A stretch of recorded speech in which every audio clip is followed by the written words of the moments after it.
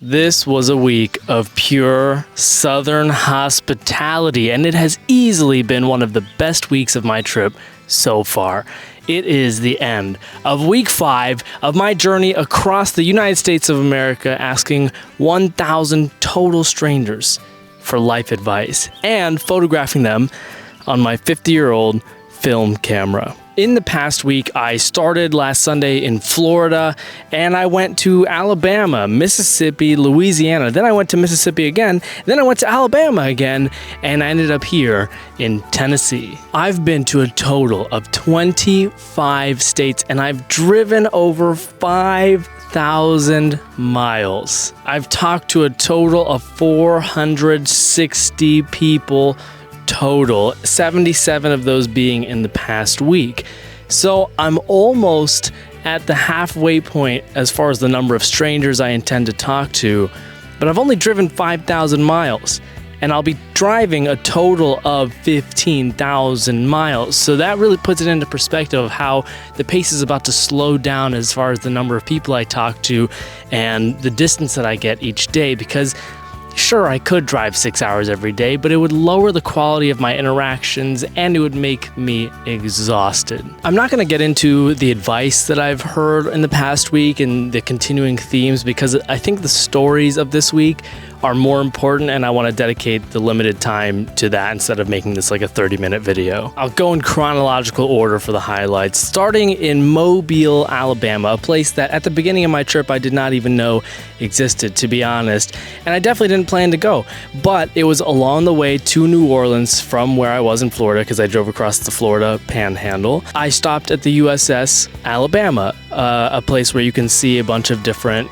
ships, submarines, you can see helicopters, planes, all these different things from wartime, including this insane A-12 jet, otherwise known as one of the fastest planes ever built. Now, as I was looking at the A-12, this older man comes over to me and starts talking to me, and we have this conversation about the plane. He talks about how he brought it over to the USS Alabama Museum area in the 90s, but what was more interesting about this man was before our interaction ended, he goes, "Hey, you want to see something?" And if a stranger is going to ask me if I want to see something, I'm going to say yes. So I said yes, and he goes, "If anybody ever claims that they're one of us and they can't show you one of these, they're not one of us." And so he pulls out this keychain. He goes, "What does it say right there?" And I read it, and it says, "In God we trust, all others we monitor." So I'm like, okay. And on the other side, he flips it over. He goes, "What does that say?" Central Intelligence Agency. So I'm like, "Are you ex-CIA?"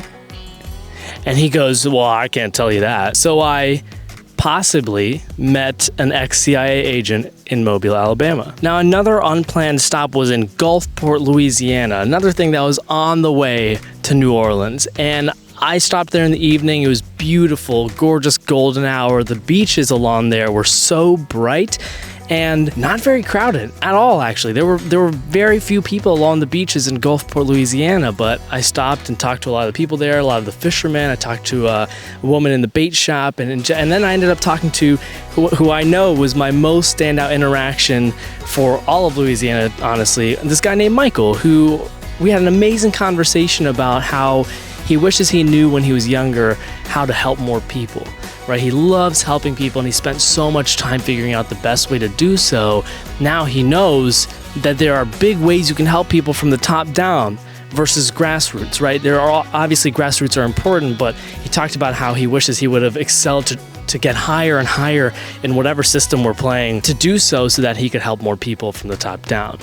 But beyond that, he also talked about how he breeds dogs. The reason why I went over and talked to Michael is because he was sitting in the sand with these 3 little puppies, and I, of course, had to ask him about the puppies. He talks to me about how he breeds these dogs that don't get too big, but they also don't get health problems as they age. So that's something that happens with a lot of small dogs that have been bred that way to be super cute and small and adorable, but they also have crazy health problems as they get older, a lot of the time with their legs. And so he goes, you look at their legs, they're proportionate. He goes, they are fully built legs. And he goes, I breed these really ethically high quality dogs so that it's, you're still getting the small dog, but you're also being kind to its future and the dog itself. Now I ask him if most of the people who buy his dogs are from the Gulfport area, and he says, actually most of the people who buy these dogs are from the Pacific Northwest. And I got curious and I said, you don't have to tell me anything, but how much do you sell these dogs for? And he goes, I could sell them for $7,000 to $10,000. They're really high quality, but I sell them for $3,500 because I want to make sure that an average person, can afford to have a high quality dog. Now, obviously $3,500 is still a lot for a dog, but at the same time, an average person can figure out how to pay for $3,500 over time, right? Versus $7,000 to $10,000. So this guy, Michael, truly a man of the people, wants to help people, breeds amazing dogs. They were adorable and super sweet. Here's the dad dog as well, like an absolute bull, but totally so sweet and well trained. And Michael was very, very kind to me. So I appreciate that. Michael, if you see this, thank you for our wonderful interaction and for being a great person. Literally the day before I met him, I was thinking in my head, not a single person out of the first 300 or so people I've talked to has said, I wish I could go back in time to tell myself how to help more people. And sure enough, I stumble across Michael in Gulfport, a place I did not plan to stop in, and he gives me that exact message, that he wishes he could go back in time and tell himself how to help more people. Another highlight, when I was in New Orleans, and I'm gonna talk about the challenges of New Orleans in a second, but the major highlight of that was that I met a guy who is from the same state in India that my family's from, Assam. Now, Assam is not a huge state, right? So it's less common to see people in America who are from Assam, but we had a great conversation about his life, about my life, about what it's like to be Indian minorities in predominantly white countries. He lived in the UK for 8 years as he did his med school. Obviously, I'm born and raised in Ohio here in the US. And, I told him how there's always a discomfort being a minority in America. And he goes, I completely understand. I grew up in India. I moved to the UK for 8 years, and it wasn't an easy decision, but I went back to India after 8 years in the UK because I felt more at home in India. But we had an amazing interaction. We exchanged contact info. It was just nice to meet someone who is from my roots. Even though I was born and raised in the US, I know there's a special connection to people who are specifically from that state of India. And that was lovely. Just an unexpected, wonderful surprise in New Orleans. And I balled out on a meal in Louisiana. I was like, I have not really done that on my trip so far. A few friends have paid for my dinners, and even then, I've gotten good food, but have gotten it for cheap. I spent quite a bit on a meal to have my first ever gumbo, along with raw oysters, garlic soup, and a tangerine beer. Oh, it was amazing, and the servers were so friendly. The food was incredible. I was so glad that I could experience kind of a little bit of New Orleans food and Louisiana food. And I just felt so relaxed. Here's a drone shot I got from outside of the restaurant when I left. It was just beautiful. When you go right over this hill, there was all this water, and as you might know by now, I am gravitated towards bodies of water, which is why I'm here right now, by the way. I am in Tennessee, and I drove way out of my way to get to this state park and lake. Now, this is where it gets really, really good. Now, after staying at a rest area near New Orleans up into Mississippi, I was like, I need to edit some photos and schedule some Patreon updates. So I found this little coffee shop in Brookhaven, Mississippi, a town of about 12,000 people. It was a nice looking coffee shop, so I go in there and I'm sitting there with my laptop for a few hours doing some photo editing and whatnot. And there were only like two other people in the shop with me. There was a younger guy on a laptop as well, and then there was a younger woman who was on her laptop as well. So like just these three young people in this coffee shop. I was totally in the zone for like photo editing and getting Patreon updates, so I wasn't planning on talking to them until I had wrapped up editing and scheduling. But this guy comes over to me and goes, "Are you a photographer?" And I said, "Yes, I am." He saw that I was editing in Lightroom on my computer. And so we start talking about, cameras and stuff. He's a filmmaker. He makes advertisements and content for companies.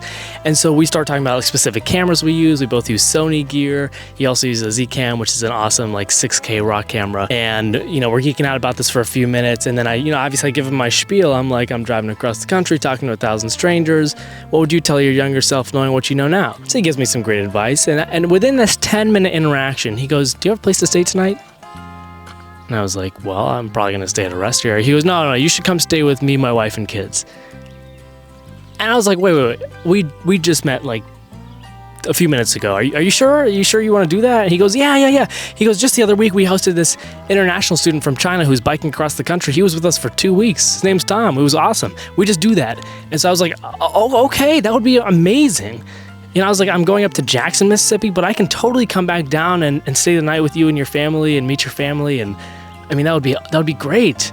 So we exchanged contact info, and we'll get to that whole story later because there's more with that. I talked to the girl who's also in the coffee shop. She's super sweet. She's a senior at Ole Miss, and I'm going to get to that one in a second too. So like I said, I had to go up to Jackson and get some people there. Jackson, I think, is the biggest city in Mississippi. So I thought, well, that should be the right place. And the girl in the coffee shop was like, "Hey, by the way, be a little bit careful in Jackson. It can get sketchy there." So I go up to Jackson, and sure enough, you know, what I've experienced so far on this trip is that when I show up to a downtown area and it's just empty, like there's not very many people around, that's usually a bad sign. And that's kind of how Jackson was, but I talked to a few people who were walking around. They were very friendly.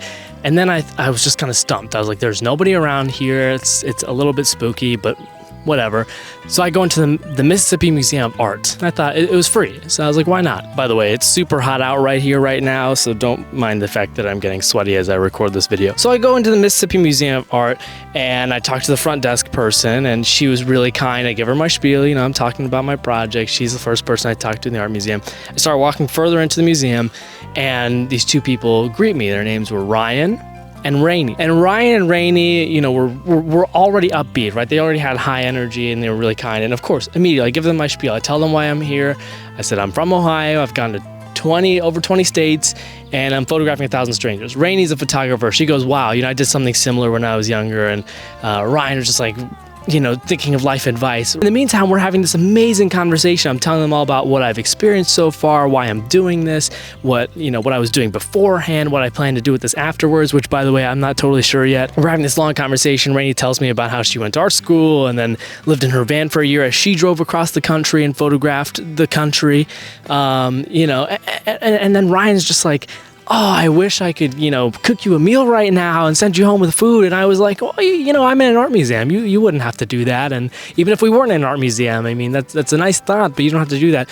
And he goes, no, I'm going to gather everything that I can possibly get and put it into a bag for you to take with you on the rest of your trip so that you're safe and fed and all of that. And so I was like, oh, okay. So, you know, after having this conversation, I looped around the museum for a little bit and I come back and Ryan has this goodie bag of waters, sodas, hand sanitizer, toilet seat covers, a poncho, Dove men's hand cream, pepper spray, like an extra pepper spray for me. I was like, where did you get all of these things? He goes, don't even worry about it. This isn't even half of what I wish I could give you, but he even put a handwritten note in there as well. And I was just like, people don't do that in Ohio. Not in Chicago either. They went so far out of their way to make sure I was cared for and loved and okay. And I was like, wow, this is amazing. You know, what did I do to deserve this? They also introduced me to literally like the whole staff there, and all the staff were all over the project, so all of them participated as well. And they were all so kind to me. And after 2 hours there, I was like, okay, I mean, this was the best museum experience I've literally ever had, and just like people experience. They were so kind to me. So I took off after about 2 hours, exchanged some contact info, exchanged some hugs and all of that, and headed back south towards Brookhaven to go stay with Daniel, the guy from the coffee shop, and to meet his wife and kids. So I show up and his kids are like waiting at the window for my arrival, which was totally nostalgic. I used to do the same thing when I knew my cousins were gonna come from Minnesota to Ohio. Just wait by the window. So the kids are waiting there, and I pull up and I'm like, hey, good to see you, all of that. And I met his wife Caroline, and she had cooked this amazing Creole Louisiana meal. It was so good that I got so lost in it that I forgot to tell her how good it was until the end. Kids were adorable, and then 7 p.m. rolls around and kids go to bed, and Daniel's like, well, I've got 2 motorcycles, and one of them's a little bit smaller and easier to learn how to ride. If you're up for it, I'd love to teach you how to ride. And I was like, am I up for it? When I've been wanting to learn how to ride a motorcycle for like the last 10 years and just haven't. And before I started my trip, I literally thought to myself, I hope somebody along the way teaches me how to ride. And here's Daniel, the stranger who I meet in a coffee shop for 10 minutes, who's hosting me for the night.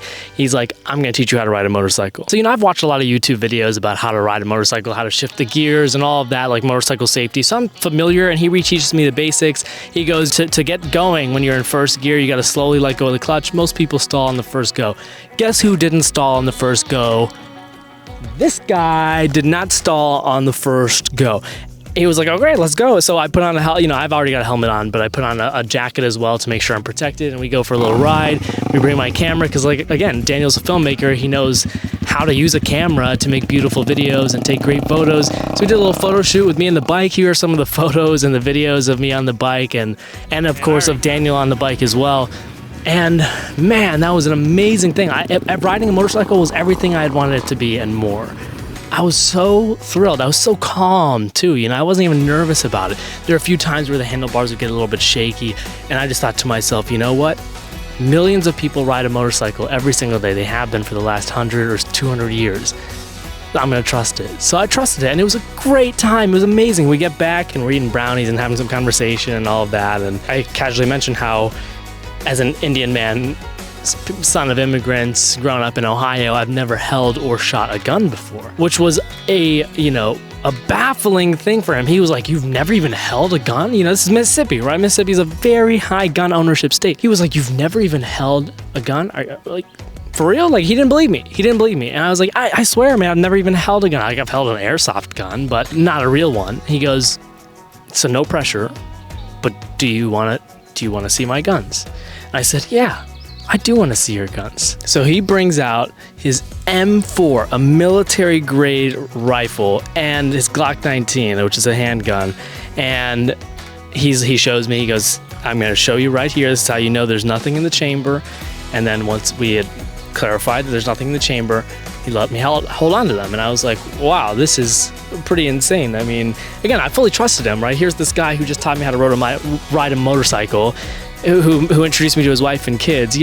Why would I not trust him with these guns? And I held the handgun as well. And we had a productive discussion about gun control. So I said, you're somebody who has grown up around guns. You said you've shot, nearly 1 million rounds in your lifetime. He's trained by the NRA, has trained people within the NRA. So I'm like, okay, how do you feel about common sense gun control and gun laws? He goes, well, my opinion in Mississippi is not a popular one. But he goes, I agree. I think people deserve the right to have a gun. I think most people use it correctly. I think bad guys are going to do bad things no matter what, but there has to be some order. And I was like, there it is. You're right, bad people are going to do bad things.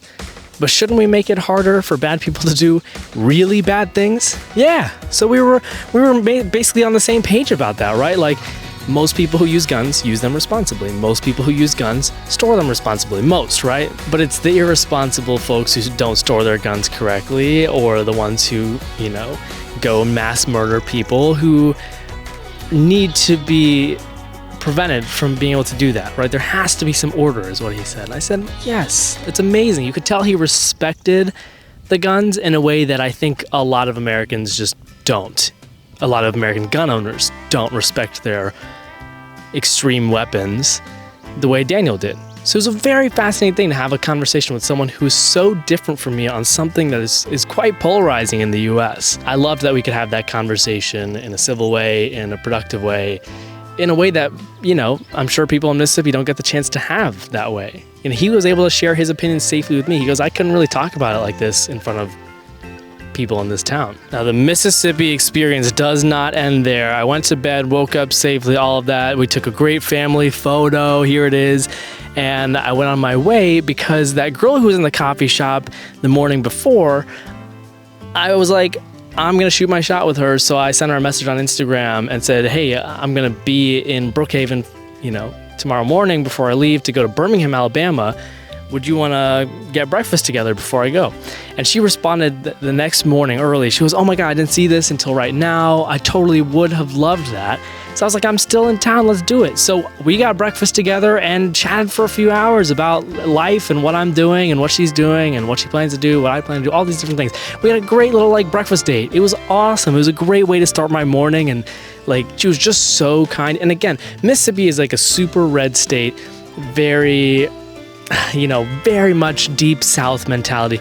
And it was surprising to me to meet this girl, Kinley, who made it so abundantly clear that she was liberal and had every liberal view that someone like me has. What a pleasant surprise, and just an incredible human being. It was so wonderful to meet you, Kinley, if you see this. I totally could go on about Kinley, about Daniel and his family. I could go on about the people in the museum, but I've already gone on for too long about Mississippi. This could be its own hour-long documentary about my 24 hours in Brookhaven and Jackson, Mississippi. But let's move on with the highlights. Another highlight is that I stayed with my good friend Colin Quinn. He was the president of Buckeye-thon before I was the president of Buckeye-thon, and so we have that unique connection in that way, and he's just a wonderful, wonderful human being. Colin is one of the best people I think I've ever known. So it was wonderful to see him in Birmingham. He's in med school. He's doing his combined MD, PhD, so he's not in med school. He's in the grad school part of it, and then we'll end up being in med school in about a year again. But he showed me around Birmingham, and Birmingham has a lot of especially civil rights movement history. So he showed me a lot of different spots there, a lot of beautiful overlooks of Birmingham, Alabama, which I didn't realize was so beautiful. And it was great to just catch up as friends too. I mean, we got some good Chinese food, which I was craving, and Colin, so great to see you, man, and I'll see you again soon. The next night I stayed with another Buckeye-thon friend, Jordan Sprunger, and his partner Brooklyn in Nashville, Tennessee. So from Birmingham, I went up to Nashville and stayed with them for the night before talking to people in Nashville during that day. It was great to catch up with Jordan, to meet Brooklyn for the first time in person. Thank you again for giving me your place to stay for the night and for just having wonderful conversation together. You both are just so wholesome. But I had some really high quality interactions in Nashville all around. I was in 3 different spots throughout the city.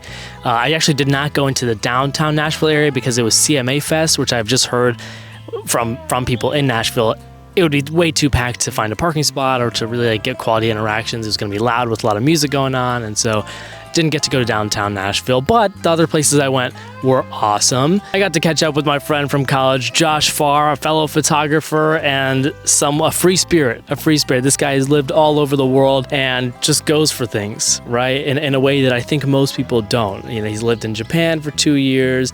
He's lived in various different states in the country for just a few months at a time, lived in Mexico randomly last year for a few months, has done all these different things, and we went on a nice hike, got caught up about everything. It was just, again, so wonderful to see you, Josh. I'm looking forward to the next time in Nashville or wherever you move next. And one last highlight for this week. I know this has been a long video. I apologize that my experience in the past week has been so good, but after Josh and I did our little hike, I talked to a few more people in the park, and then I left the park and went to a Shell gas station nearby just to pick up some cold drinks and to fill up on my gas.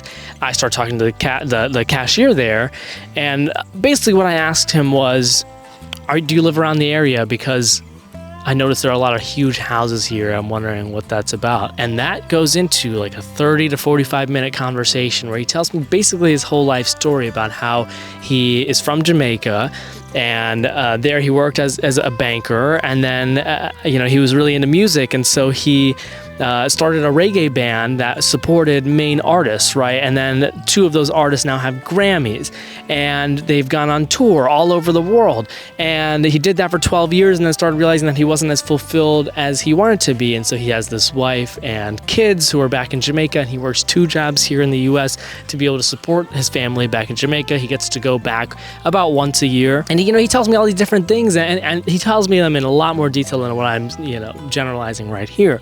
But it was unreal. He goes, how did you know I was going to have a good story? And I said, Colin, all I asked you was, do you live around here? Because I noticed a lot of big houses. The rest was up to you. And I said, I know I'm non-threatening. I know I'm an easy person to talk to.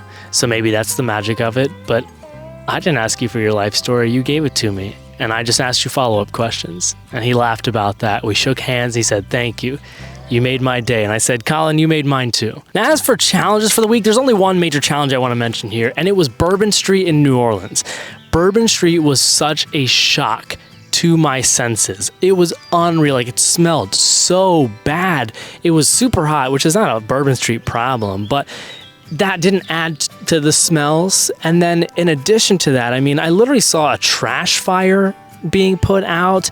I got pushed by a stranger there. Like, that's a whole other thing. I didn't get pushed hard, but this person, was about to start fighting me. And I was like, nope, I'm not going to engage in this. And it was hard to find people alone there, right? Because I mostly talk to people when they're alone. If they were in a group, they were pretty drunk. And so I didn't even want to engage that way. I just had a hard time in New Orleans. And I didn't get to explore more of it. I went to a park that was nearby, and that was mostly good. But I don't know. I've heard so many people talk about going to Bourbon Street and partying it up. And I'm sure it would have been fine if I was drunk, but I wasn't. I was totally sober, and the smells got me. I'm sensitive to smells in general, and that was disgusting. I have no intentions of ever going back to Bourbon Street. I'm so sorry, New Orleans. I'm sure the rest of the city is fine, but not Bourbon Street. Here are some closing thoughts real quick. It's been very interesting to see at various points of my trip how far and how close I've been to where I started, Columbus, Ohio.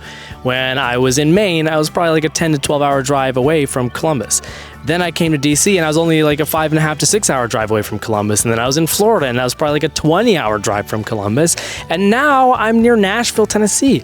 Again, about a 6-hour drive from Columbus before I head out west towards Little Rock and Dallas and Oklahoma City, and then, going all the way to the West Coast. That's just been interesting for me to see how I'm going all over the country, but there's no real one way to go, and I'm zigzagging and looping all around. I felt really well rested this week. I think that's because I got to stay in someone's place 3 different times, and I also took a nap when I was at Colin's place the day after I stayed there the night. So that was like, man, I recuperated this week. Another thought is that it was probably the correct choice for me to not explore rural deep South. Just from what I hear from the people I've met in the South so far, they're like, yeah, it's probably best for you to stick to city areas. Brookhaven, I guess, was an anomaly because I met Daniel and his family, and then Kinley. And then, the museum people were up in Jackson. But anyway, I'm sticking to the cities in the South. I think that's best for my safety. And it's just been so lovely to see friends along the way. I have a lot more friends who I'll be seeing in the next couple weeks as I start to head out west and loop around. It's revitalizing to catch up with familiar faces and to feel extremely safe in a way that I don't get to feel while living in my car or talking to strangers. So that's it for week 5. I know it was a long one, especially because of how amazing my Mississippi experience was. But thank you if you've made it to this point, for watching, for supporting, for being a part of my journey in any capacity. Even if you're just a viewer, even if you haven't said anything to me, I know you're there, and I really appreciate that. That's what's keeping me going. I have challenging days all the time, where I have challenging moments all the time, where I'm thinking about it and I'm like, why am I doing this? And I know why I'm doing this. I'm doing this to figure out more about myself. I'm doing this to figure out more about people, about the US, about life, and so much more. But really, truly, it's you who keeps me going. So thank you for watching. Thank you for encouraging me. Thank you for everything. And I will see you in the week 6 update.